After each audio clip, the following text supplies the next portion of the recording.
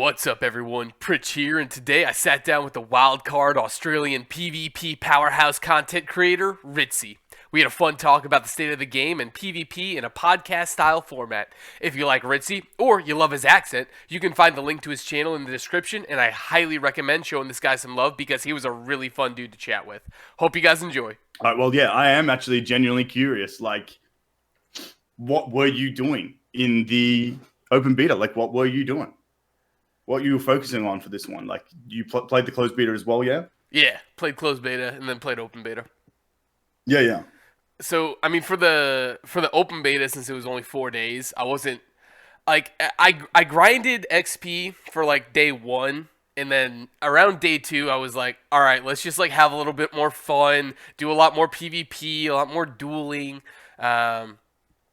And I was way less focused on like min-maxing my XP and stuff like that, and way more focused on just like going out with buddies, having a good time, like just PvPing all over the place and doing open world stuff. And my server had like 1v1 duels and 2v2 duels and 5v5 duels and stuff like that. And so just participating in all that fun stuff.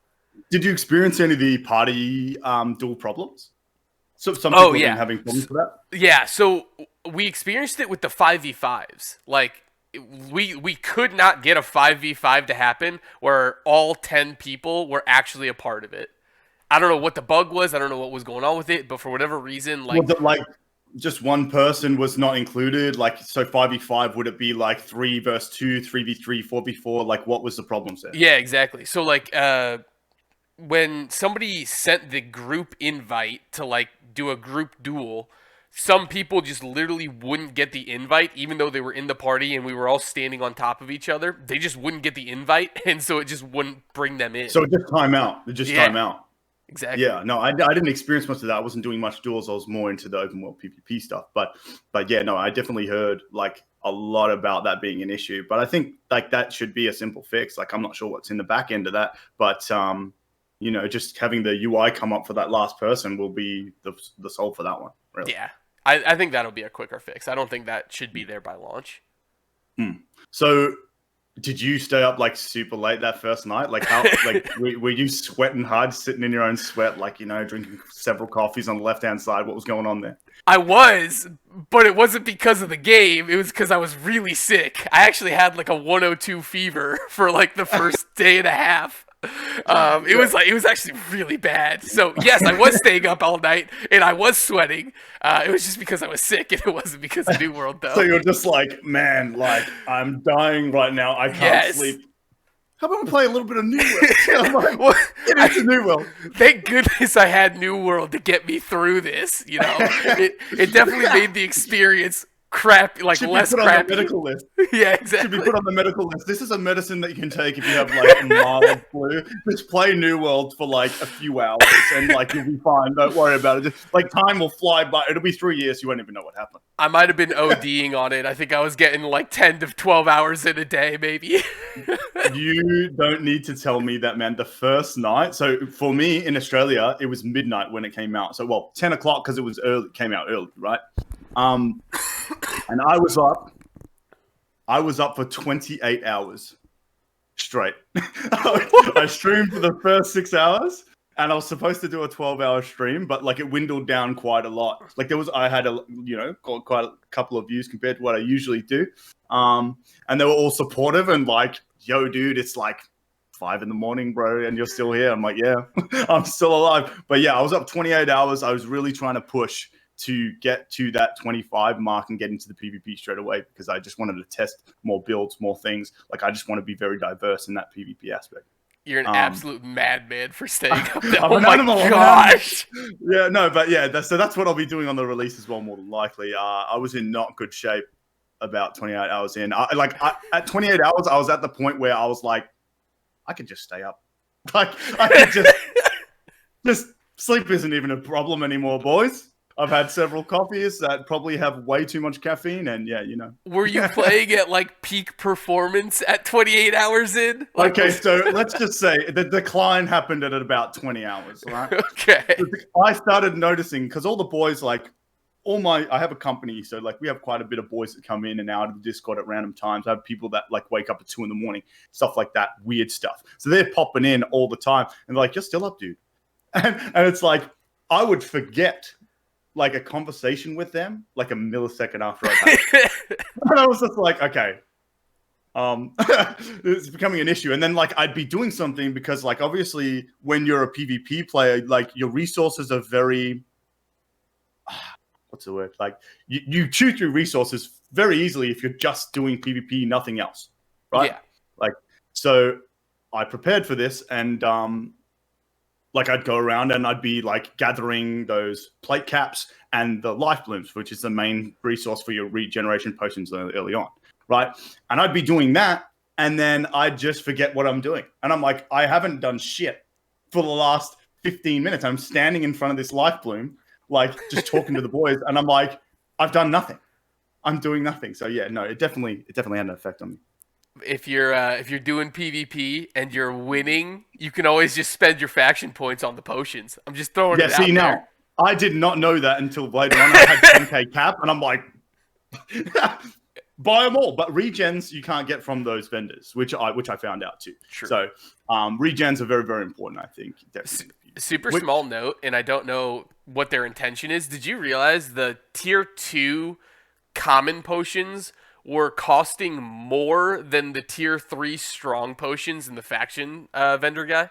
Well, it also worked the other way. Like, so I didn't know that, but I did know that the gold cost for the ones previous, the gold cost, not the token cost, is more. I was talking about the gold. Rank.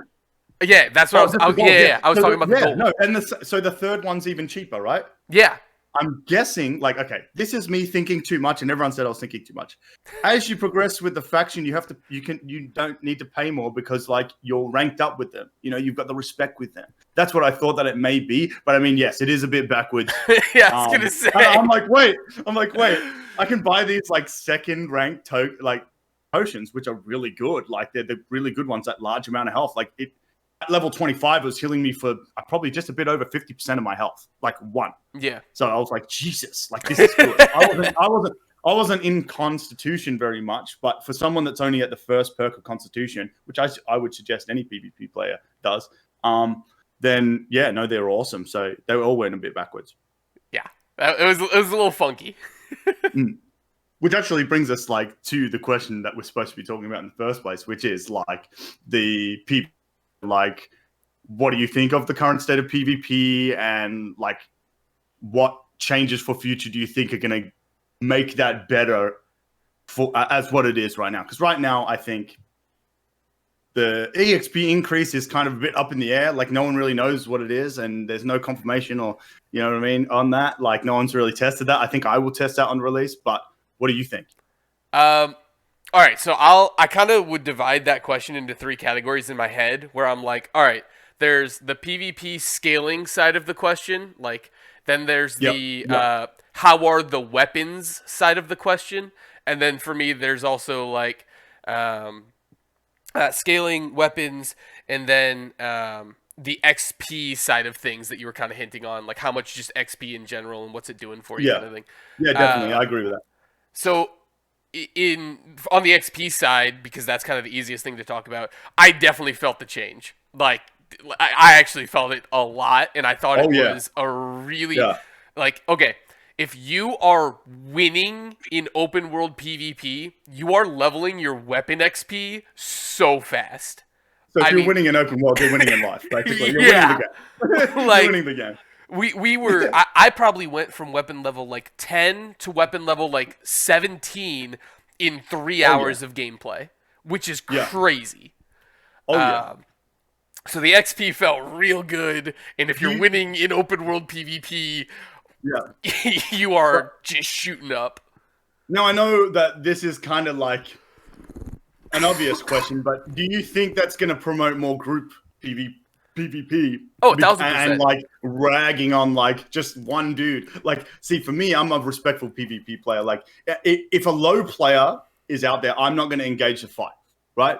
If he's lower than me to a significant margin, I will not engage the fight. Only if they attack me, I will attack back, right? So Yeah, like I like doing that. And in group environment, like setting the scene. Like if we've got 10 guys and there's 5 guys out there, I'll say, you 5 guys go have a crack, right? And we'll just stand back and just watch, see what's going on. If they attack us, like the guys that are just doing nothing, then we'll get involved. But if not, then fair game. You know what I mean? Do you think that sort of respect would be like a good thing?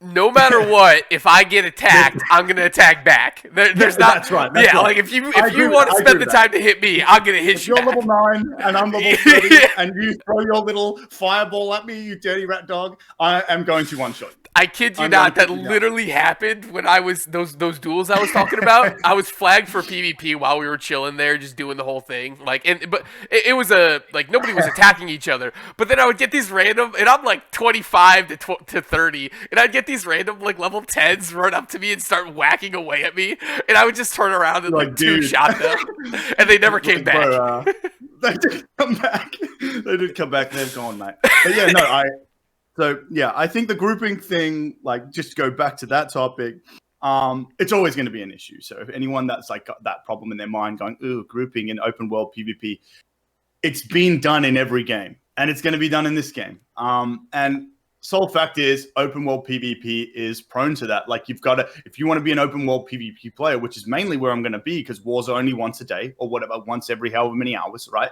It's very restricted until you hit, I think, 60 where you've got Outpost Rush. I haven't experienced it myself, but it's kind of like an instance little kind of League of Legends. Yeah, that's the vibe I get. Yep. You know what I mean? Like it's 3 lanes.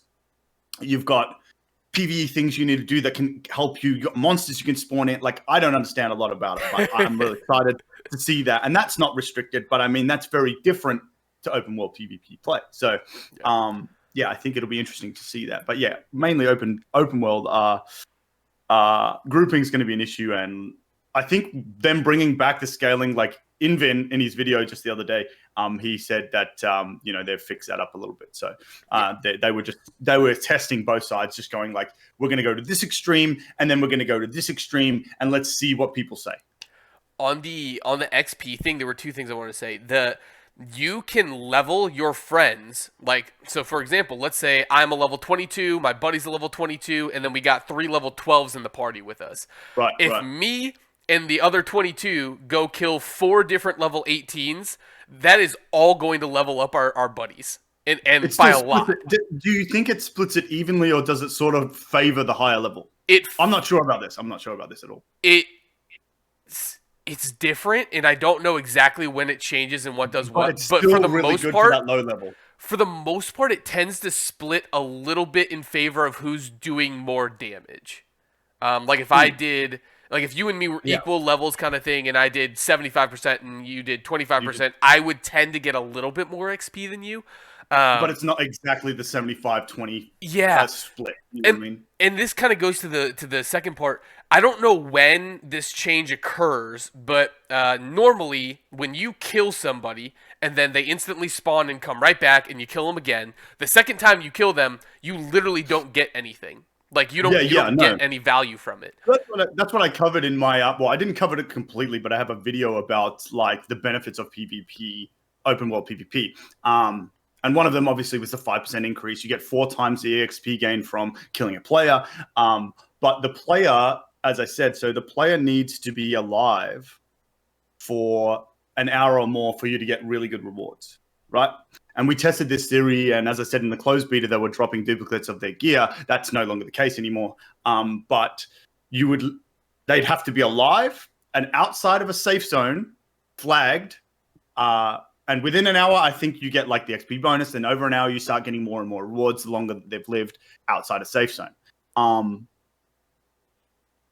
Yeah, so it's like, I forgot where I was going with it, to be honest. So at some point, though, when the numbers get big enough, so I spent a decent amount of time where it was like, 7 or 8 of us versus 20 greens or whatever. Those greens, we would kill them. They would come back. We would kill them again. The same people within 5 minutes, and we were still getting XP from those repeated kills. So at some point that changes. You just remind me exactly what I was going to talk about. Like when you kill a player, so the XP diminishes over time. That's exactly what I was going to go on to. Yeah, so from what I've seen, like in groups, I think it's a bit different. I don't know how it works, but generally, if you're in a 1v1 situation and you continue to kill the same guy, you're not going to receive anything, because again, it comes into that time frame. Like, how long's he been alive? He just spawned at his camp. So if you just spawned at his camp and you kill him at his camp, like, you're not going to get anything from it. So I mean, I guess some people may be deterred from killing people over and over, but like really hardcore PvP players don't care about that stuff. They're about they don't care, man. They're there for the experience. They're there for the 1v1, and if it was a good fight, they'll stay. If I'm just ragging on a guy at his camp, unless he's actually done something to me in game that I'm like salty about, I'm not going to continue to kill him. I'll talk to him. I'll say, hey man, what's going on? Like, I like talking to the enemy as well. I think it's very underrated. I've made a lot of my friends on New World by talking to the enemy that have been able to absolutely destroy me, which has been like only a couple of people have like. It's only been one or two. I pretty much own the server.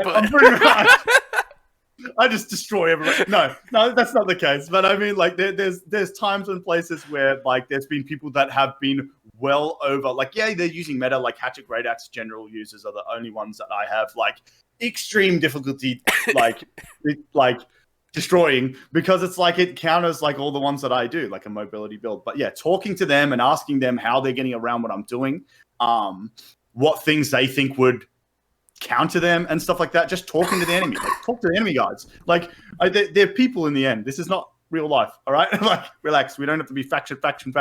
Talk to them, get to know them, like get a general respect out of PvP, and then you see them out there and you have some fun. You know what I mean? I think that's the best way to do it. Couldn't agree more. I think you touched on it a little bit. I know I've touched on it in a video. The PvP scaling side of things, I think the closed beta was way better than the open beta. I think the open beta, they tried something, didn't work very well. A lot of backlash from the community. Oh, yes. I'm totally fine if they land somewhere in the middle, somewhere between. Like in my head, I agree with that. I think, if this dude is 5 to 10 levels ahead of me, I'm totally cool with that person who has the better gear and more weapon stats, getting a 15 to 20%, advantage over me, or, some quantity, like that kind of thing. I'm totally cool with that. No, I agree. Yeah, I think they should revert it, like if it was up to me, revert it all the way back. But in saying exactly what you said, like, if they go halfway back, I'd be happy. If they go any way back, because right now, just like, not this. Go back. Just turn around. Like, you don't have to go all the way back home. But I'm telling you, like, it's going to be good for the PvP community. And I think there's there's a lot of flack from like the solely PvE players, but I don't think they understand and this is in no way saying all PvE players are like this, but there's definitely a PvE presence that are very against PvP in every way, and it doesn't matter if it's going to benefit them or not, that they will say, no, we don't want that. You know what I mean? But I think that brings me to like my next topic of conversation is like the synergy in this game between PvE, PvP, and crafters is insane. Like, think about this, right? This is just one example that I got like highlighted by one of my company members. He's solely a crafter. He's insane. He's absolutely nuts. I think he got over 100 in almost every single thing besides, I think, fishing in the open beta. That's in 3 days. This man was a maniac. Okay. Right? He hardly slept. He was I'll put up on screen now, like what he put into my Discord. Like, I'll show you the things. I'll put it up on screen at some stage. Like how much levels he got, which was actually ridiculous. But he said, he goes, look, I'm not much of a PvPer, but in your vendors, there's runes of holding, right? And like, we can work out a deal between me and you. Like when you're capped, when you need to dump those points, you can trade it to me and we can 50-50 split on the bags. You know what I mean? Like stuff like that in this game, like is not being done. Like it's not something that is PvP restricted usually. Like there's a PvE way to get runes of holding usually. But at the moment, I don't think there is, right? You can only get them from those faction vendors, correct? You can run around and do those PvE missions. It just takes you a lot longer. Oh, okay, yeah, it takes you longer. Yeah, it's those faction, like mainly it's a faction mission. He doesn't want to go out there. Exactly. Yeah, he doesn't want a PvE. He doesn't want a PvP. He wants to sit there and earn as much gold as possible. This guy has 2 accounts. He's going to have a mule account that's just storage, and like then his main that's crafting the shit out of everything. And I think that just having things like that, we have to engage. And the same thing with territories. Like PvEers are going to be relying on PvPers to have certain territories to be able to better their leveling experience, better their crafting experience, better everything, and like talking amongst the community. I find that in New World, like you see the same people a lot of the time. Like it's not like other games where it's like you see a guy and you're like, oh yeah, I'll never see him again.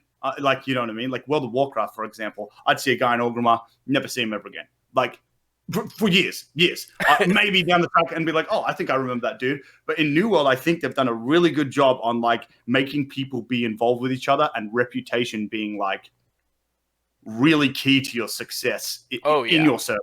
And I would even argue, like, the way that wars are set up, where you can literally have random people join your war. Like, your reputation on the server is 1,000% going to matter for when your faction isn't a part of the war.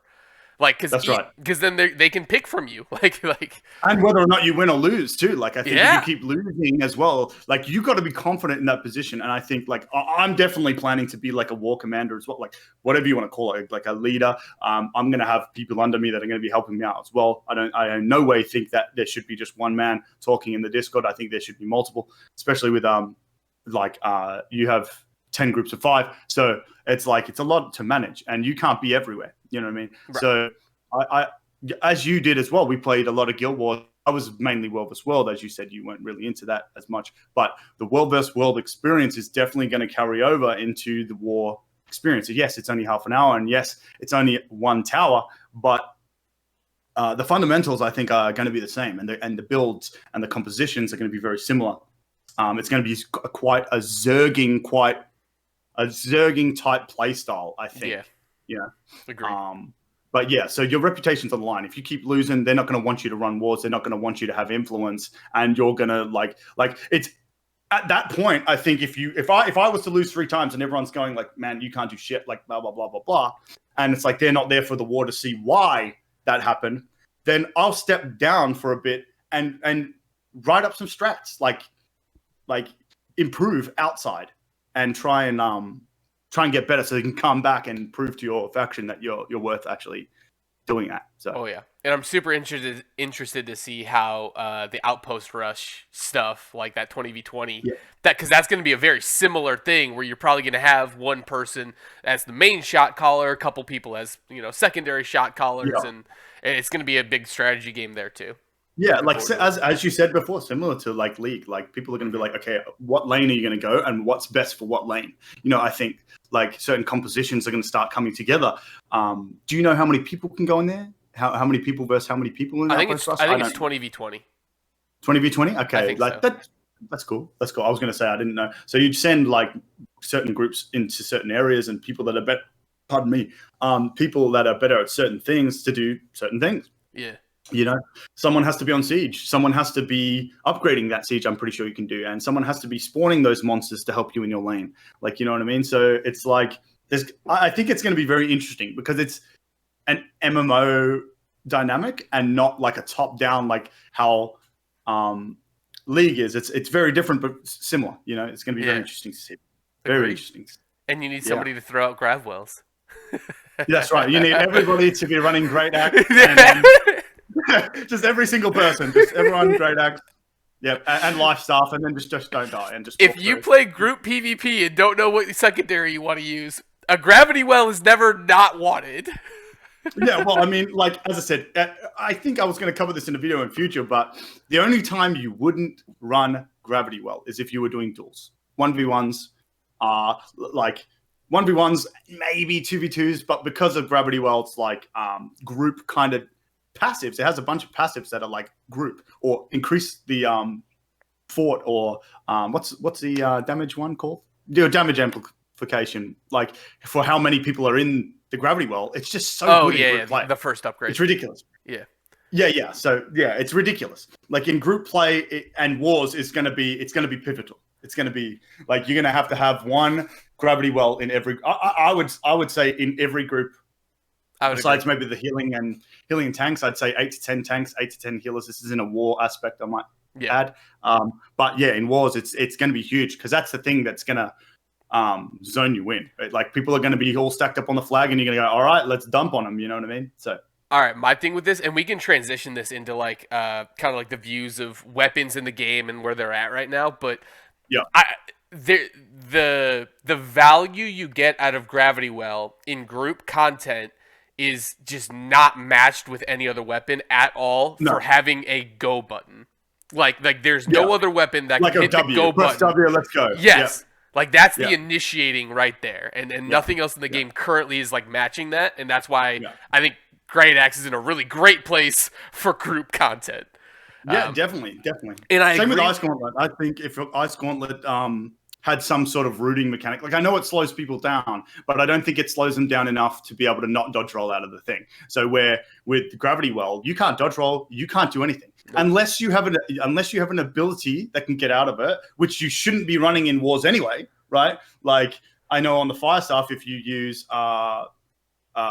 burnout, which is your mobility thing, you can get out of it. If you have the rapier Tondo, I think it's called Fletch, Fletch, you can get out of it. But why would you be running that in a war? Like you want to be running those high damage, like you're not going to be running it. So there may be, as I said, I might theory craft a little bit with the compositions and throw people off. And if Gravity Well is a big issue, I'll say, all right, all fire staff users use this. Like, and we will all have mobility spells to get out of it. You know what I mean? Things are going to develop as people get higher level and start understanding PvP more. Things are going to change. Like I think Fire Staff Rapier in the open world is definitely going to change as well, because Void Gauntlet's coming, has a lot of roots, has a lot of like people are going to start switching on. You know what I mean? Right now it's easy. It's like an easy playing field, especially for me. I'm out there in the open world. I've played probably more than most people, so I have that edge. You know, so but yeah. What's been your go-to weapon set? What have you been rocking for the most part in PvP? Okay, so I've tried out 3. So in the closed beta, I tried Fire Staff Rapier. Super fun. Like probably the most fun that I've had. I think that easily has the most mobility in the game. Like I don't think any other 100%. combo can match that. And at the moment, in the current stage of the game, mobility is everything in open world PvP. Mobility. People say, "Ian, you're running away and you're kiting me," and I'm like, but that's the point. That's the point of the build, because I've got a fire staff and I've got, if you're close, I've got something that can like defense against you and get out. You know what I mean? That's the whole point. And some people in the closed beta, even proximity chat, going, "I'm just going to give up, bro. You just keep running away." And I'm like, well, so opposed to me fighting you and dying is a dumb strat, right? So I would rather draw you out, wait for my pots, and then come back in on my terms. That's the whole point of PvP, is like controlling the fight in your favor without them knowing that. Like making them be on the back foot all the time. Like you need to be pressuring them in many ways, like whether that's drawing them out and them thinking they've got you on the ropes, but you don't really. You've got your 2 mobility spells, everything. But yeah, like doing that is awesome. That's why I love the combat here, because it's like any combo of weapons can beat any other combo of weapons if you play to their strengths better than your opponent's playing to their strengths. That's right. But to answer your question more, I played 2 builds. So like I said, Fire Staff Rapier, really got into that. Hatchet Great Axe, because it was the meta. I wanted to see what the meta what everyone was theory crafting was the meta. And I think that like in lower levels, definitely. I can see that that's very strong right now. It's one of the strongest open world PvP builds you can have right now, up close to Fire Staff Rapier, even though they play very differently. And that was an experience, but I think I strayed away because I don't like being like the number 1 top dog meta, because then I feel like I do have the skill behind it, but it's like unfair. I feel like it's unfair. I would rather. It's too easy for you. It's not too easy. It's like it's fun because you're killing everybody, but it's like it's not on fair terms. You do have the edge on a lot of the weapon combos in the game, and I'd rather showcase things to show people that you can get away with using other things. You can beat the meta with other stuff as long as you've got the skill, as long as you've got the mobility, as long as you've got the awareness around you. Like you can win. And then the third one, as you may know already, is the Spo build. So the bow and the spear. I had a lot of fun with it. Like, look, it is very strong, and I think it's very strong in open world PvP only. It can't really be a very diverse build. Prove me if I'm wrong, but I mean, it's very stuck in the open world PvP. Maybe Outpost Rust as well. I'm sure it's very good there because it's kind of a 1v1y sort of 1v2. I think it works well in PvE too. Yeah, but I'm not much of a PvE, so I would have had to change my skills around. If I change my skills around, then sure. Yeah, I think there's a lot of I know the spear's really, really strong. It's a little 3-stab thing in PvE. In PvP, not so much, just held in place for too long and you're vulnerable for too long. I feel I like having some mobility, but no, I really enjoyed it. It's not my playstyle, not usually, but I'm happy to delve into anything, and that's what I will be doing on the release. I'll be playing a lot of little crazy stuff. I even plan to do, I think I told you already, the 2 primary stat builds. So going into, for instance, like a Great Axe and Fire Staff, losing that 25 to 30% raw damage, but gaining the mobility, gaining the gravity well option, all that sort of stuff, and seeing how it goes, especially with the scaling. Your attributes later on are not going to be as detrimental if the scaling goes back. Yeah. 1000%. So I wanted, I want to say this because I see a lot of people hyping up the Great Axe Hatchet. It's the meta. It's super strong. Oh my gosh. It is. I would consider it an S tier build. It is very strong, and it is the best in class for what it excels at, and that is chasing and locking down a target. 100%. It is the ultimate chase down build. Exactly. And that said, that inherently counters ranged builds that utilize at least one ranged weapon.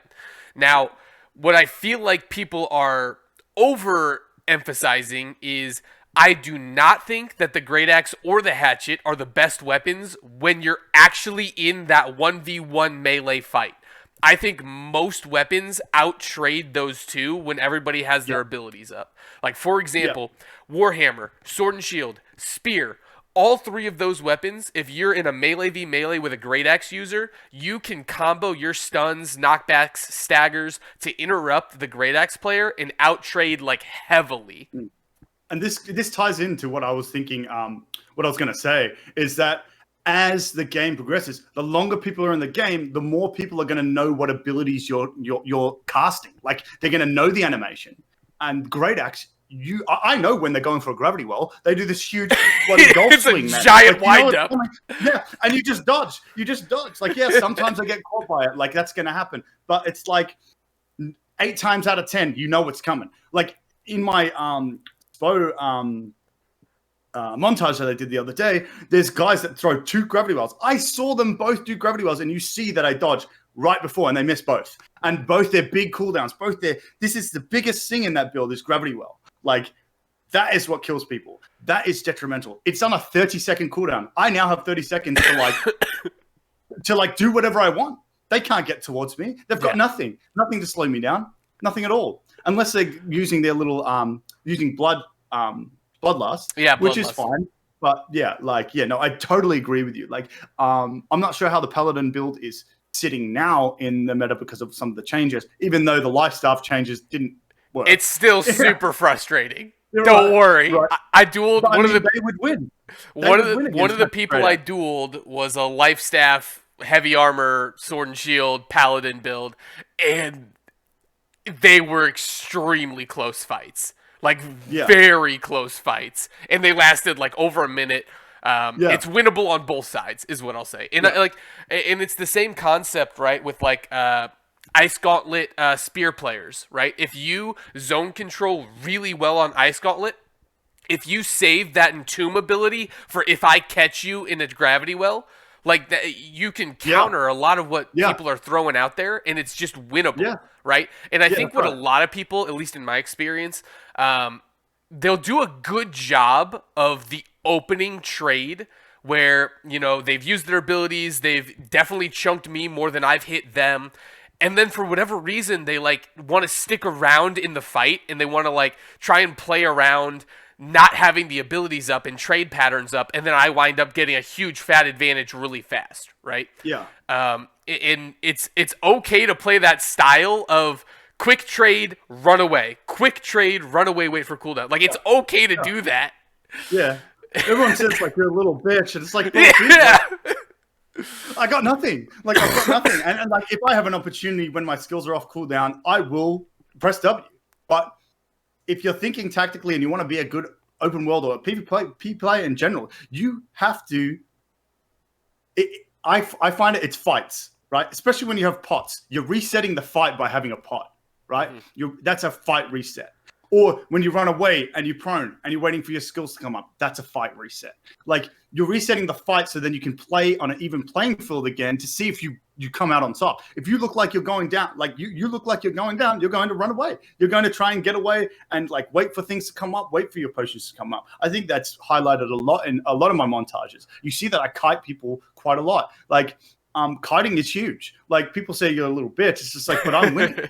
Like that's how PvP is. Like you've got to reset the fight. You got to LOS. You got to use everything to your advantage. Stop like, I guess being egotistical and like just saying, oh, if you don't press W, then you're shit at PvP. Like it's like it doesn't make sense. Yeah. You know? Yeah. I agree. Like you're literally throwing your life away, and then you're like, oh, well, at least I committed to it. It's like, well, now you're dead, and he's alive, and he's got the XP off you. Like that's not fun, is it? You want to be good. You want to use everything to your advantage. Like absolutely. I wanted to say two things about the hatchet. One, yeah. You know how the great axe, when you do its auto attacks, you like have this magnetic pull where you just like gravitate towards them. Everyone says that it's just it's that passive that brings you to them. And I'm like, no, it's not a passive. No. It's literally the built-in mechanic of the auto attack. Like you can have nothing on, and you're gonna gravitate towards them. Yeah, you have a built-in passive that the devs have given you. That doesn't exist in the game. It's not even there. But you get it anyway. The other weapons won't do that for you. Yeah, that's right. The hatchet is a very small axe, and if you dodge or move away from any hatchet user, they literally will not hit you. Like there's just they won't hit you. The only thing they can do is try to feral rush, and that's a leaping ability. You can see that, and you can dodge that, and as long as you don't get hit with feral rush, you can run from any hatchet player. Like if you just don't stand right there and stand still, the hatchet player will not hit you. And if you see them pop berserk, just kite them out. Like that's it. Wait it out. It's crazy. Wait it out. And please don't blow your CC abilities. For those that don't know, grit prevents you from being staggered. It prevents you from being knocked down, and it prevents you from being knocked back. So don't blow any of your abilities. Please just stun the hatchet player and then run or do whatever you want to do. Yeah, that's right. And I think like. Again, as what I said earlier, like once people start understanding the hitbox ranges and like all this stuff is going to continue to get better. People are going to passively know these things. The hatchet may come up, like, you know what I mean? Because, unless you're standing right on top of them, you're not going to get that hit. And people are going to start switching on to that. Like you've had your experience. You had your 7,000 misses in your video. Like, you know what I mean? And right? It's like now you're like, man, like I have to really be close. I have to really be like on them. You know what I mean? Or pair it with a weapon that stuns them, and then I can get those hits in. Because I feel the hatchet's hits are quite quick. They are equal to the same hits as every other melee weapon, but they hit quicker. So if you can get the hits off, it's actually quite a hard hitting thing. Like if you get I think it's 3 hits in the light attack. It's 1, 2, 3. You know, or is it? Oh, more than that. I use that Raging Torrent ability that gives you those 4 hits, 5 hits if you have the final passive. And like my trade pattern, if I do it optimally, is like a Gravity Well, straight into Berserk, straight into Raging Torrent while they're stuck. Yeah, you can get them down 50% health just from that alone. You know what I mean? Or more. If you get a crit in there, like it's nice. Little tip for people going against that, if you do get stuck in the Gravity Well, just turn around and hold block. Like if you block the full Raging Torrent, it only takes like 60 stamina off of you, and you just blocked 5 different hits. Now I'll lead on to the last question here. Other than the ones that we already know about, everyone knows that, like, you know, the weapons. There's certain weapons out there that are better than others. But do you think there's any underrated weapons out there that you think may come up once people start understanding what's going on? I think people know that the Ice Gauntlet is strong if played correctly, so I don't think I would include the Ice Gauntlet in that. It's definitely not talked about a lot though. Like I think the Ice Gauntlet only since the open beta has been like kind of showcased a bit more in videos, montages, stuff like that. Yeah. Where in the closed beta I didn't really see much. I saw maybe one guy like kind of showcase it and go, "This is sort of what it's about." But no, I definitely agree with that. Is there any other than that that you think like someone? What would you consider the lowest tier weapon right now? What would be at the bottom? Have a think. Because they're all pretty good in their own merit. Bow and musket would be number one in bow, musket, and fire staff. I would probably put in the bottom tier, like equally bottom tier Well, in PvP, exclusively in PvP. Exclusively in PvP. Yeah, we'll make sure you say that. Yeah. In PvP, I think I disagree with the fire staff one because it's super strong with the burn damage, especially if you build it burn. But for me, I think I agree with what did you say? What your three? Fire staff, musket, bow. Musket, bow. Okay, so yeah, definitely musket. The only reason I say musket is a really high hitting ability, and it hits hard. It does, right? But in a PvP scenario, if anyone's on top of you, you are screwed. Like the animations for putting the bullets in keep you still for way too long. Like the animations of the musket are scuffed, in my opinion. In a PvP sense, again, in a PvP sense, excluding wars, because in wars, musket will be really strong. Agreed. People can sit back, they can sit back and they can shoot and they can be uncontested. Where in open world PvP, I think musket, it lacks, but if played well, if you can understand that you need to be gapping people a lot to be using the musket, it can be viable. But I mean, I think it just has a higher skill ceiling, right? I want one quality of life update before I say that it's not in that bottom tier. I want you to be able to load and overload shot while moving. I don't want the animation to stop you. I was literally about to say that. Even if you're at 20% movement speed, even if you're like really slow, like walking, you know, like walking really slow to the side and you're loading it up. Like it's unrealistic to say, man, this bullet's so heavy, I can't move. this tiny little thing, I can't move, man. I can't do anything. I'm too busy loading my gun to do anything else. Like it's ridiculous. Yeah. I think that definitely I agree with that. Like even if it's like, you know how when you zoom in with something and you're moving at that speed, if it's that speed, I think that would be great. It would be a nice little quality of life. It wouldn't put it up there, but it would still be a bit more viable than what it is now in a PvP sense. I think it'd be way more, like literally like that quality of life change, and I would bump it up a tier to whatever the next tier is. In fairness, the musket can do things that others can't. Like you can prone and shoot, where with a bow you can't. Like things you can't. So it does have the upper hand in certain scenarios. If you want to be stealthy and they have the daggers later on, you can prone, get a shot off on them, and that whatever the daggers bring, if it's sort of like a stealthy sort of thing as well, you could combine it with that. But who knows with that? Like I don't know anything about those weapons coming soon. But I mean, in future when they bring other things, the musket might become more viable. You know. I want to touch on the fire staff real fast. I still think that rapier fire staff is easily the hardest class to catch. Like you can easily create the most distance, hands down.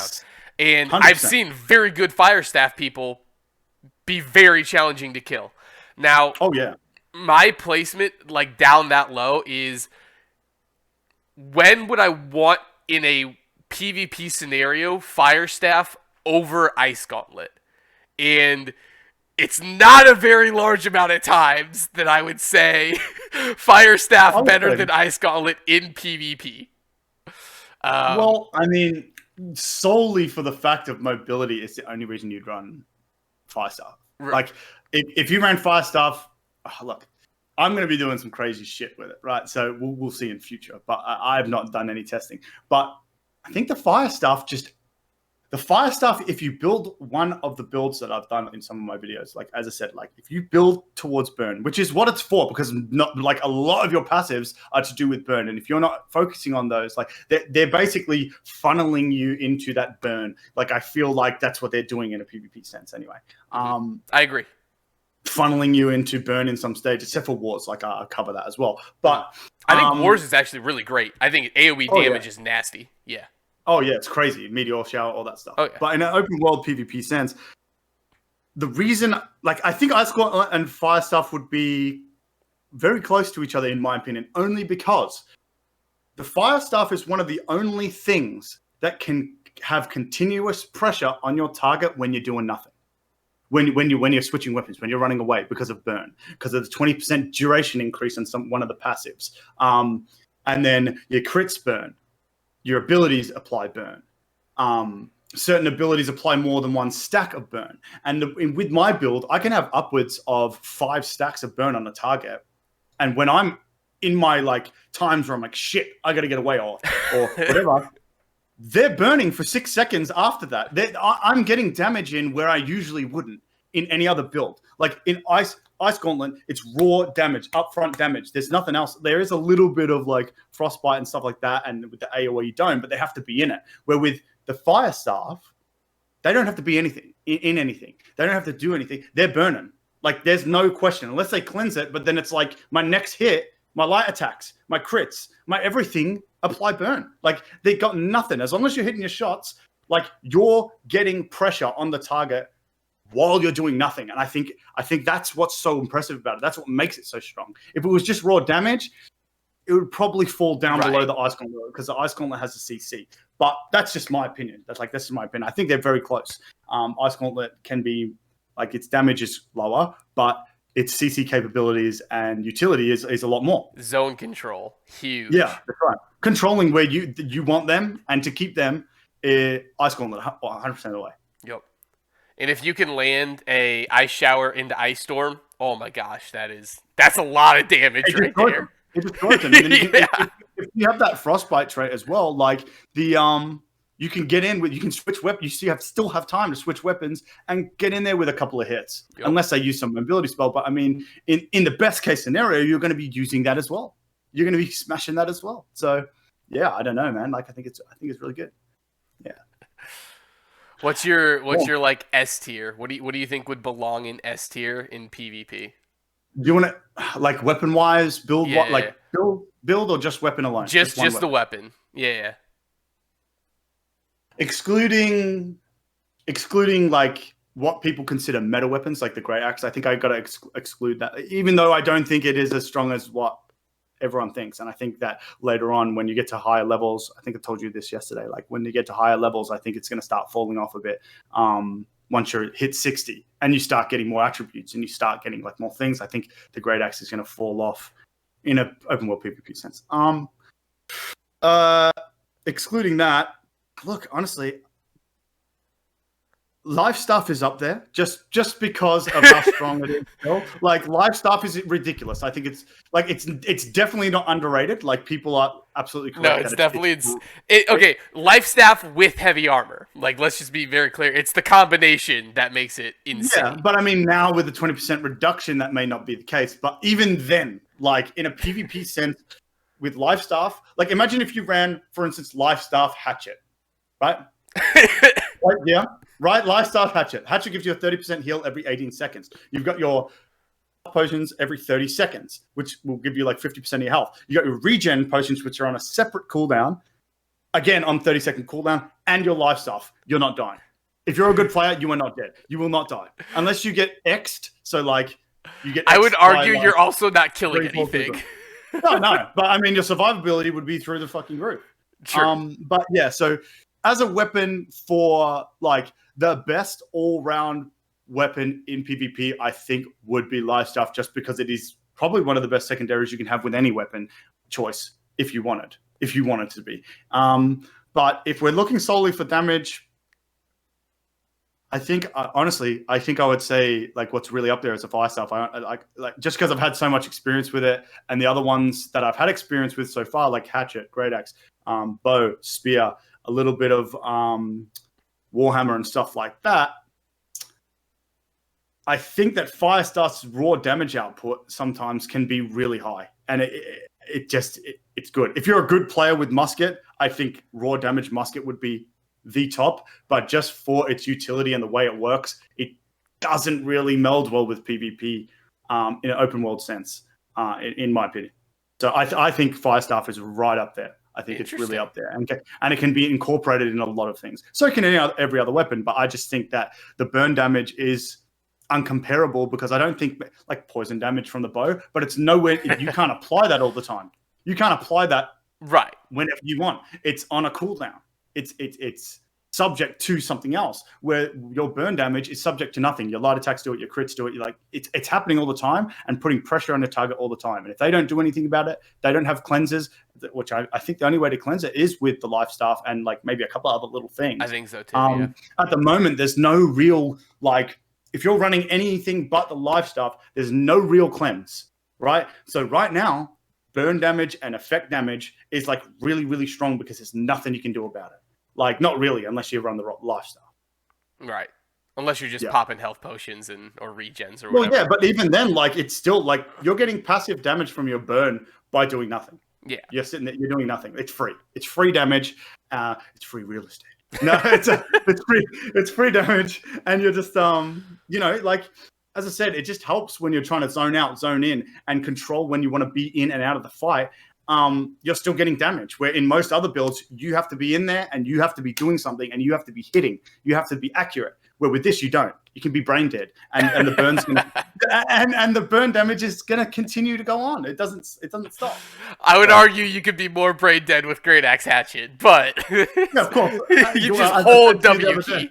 Yeah, as I said yesterday, you can swing in a settlement with your PvP on, and you'll teleport outside to the nearest PvP player with Great Axe and just one shot them. So it's like, I think a lot of people overhype Great Axe damage because I think Great Axe hits so many bat crits because people try to run from it. Like, I think that's the biggest flaw in the system, that people is like, they try to run. Like, you're not gonna run from it, so just turn and fight it. Yeah, no, it's crazy. That's crazy. I think. Well, man. Oh, what's up? What? I was going to say, we've been talking for ages now. It's been nearly an hour. My bad. I told you gotta tell me to shut up if I need to. Just shut up, man. But yeah, no, like, I think we'll just, we'll dwindle it down there. But I mean, I'm more than happy to do another podcast with you. More than happy to, like, in the future, we'll cover some more things. We'll go over some crazy shit.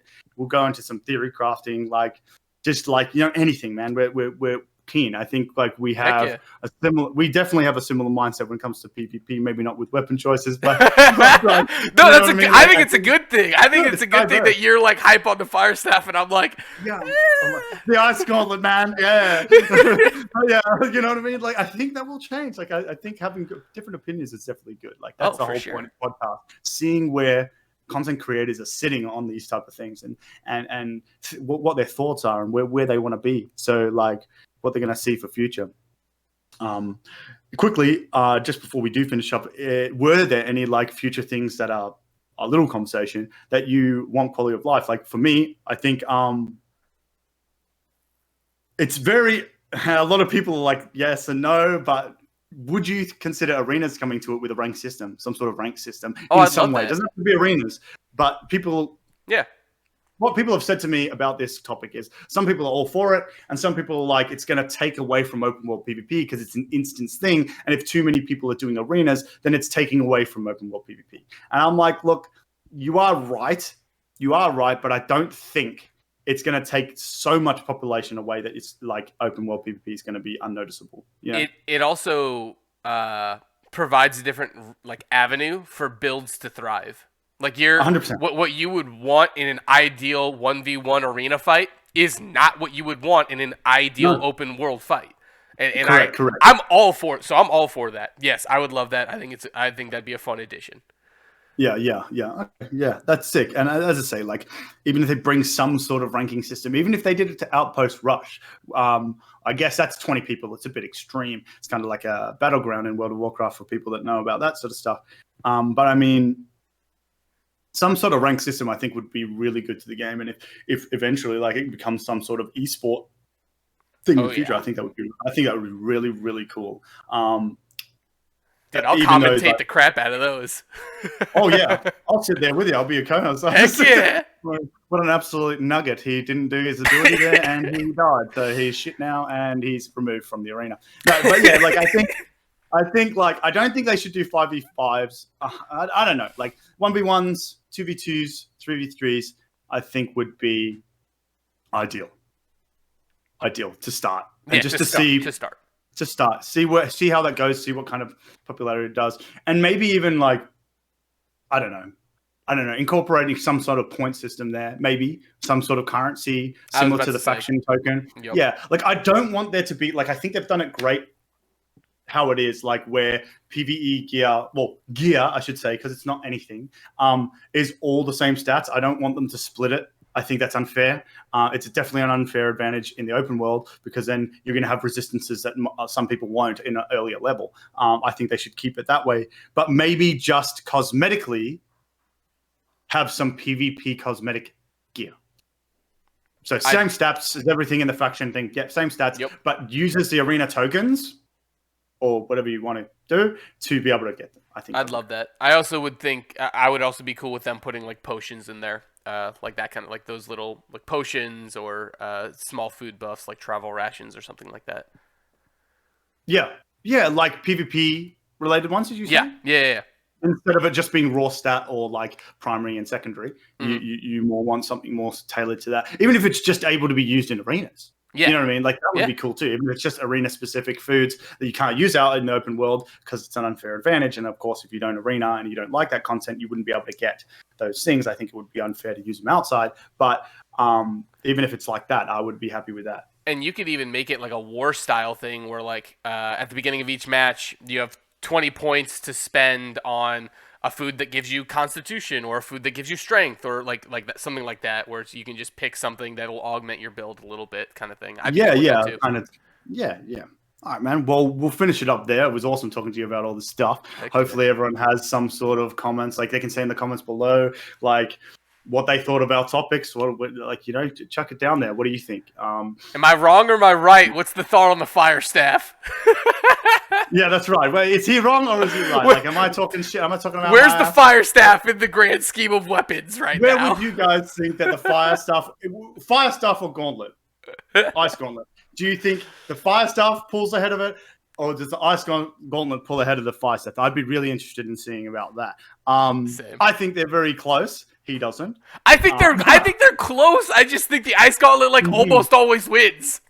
Well, if I was on your servers, I would try and dominate. But, all I know is I died once to an ice gauntlet player. I never died to a fire staff player. Well, they're obviously not that good. You know, you've got a bigger population over there in the US. You got a lot more people that are stupid. So, like, let's just leave it. No offense to anybody over there. I don't want to cause any dramas. You know what I mean? Australians are dumb as well. I like how we started off the call. We started this off beforehand talking about how you were like an idiot before, like earlier with these stupid stuff. They're like, well, in America, you have bigger idiots. You have bigger idiots. You guys are stupider than me, and I'm really stupid. So what does that tell you? What does that tell you? Anyway, man, yeah, no, it's been cool talking to you. So we'll finish it there, and hopefully we see you in the future again. Heck yeah, sounds good. Thanks for having me. Appreciate it.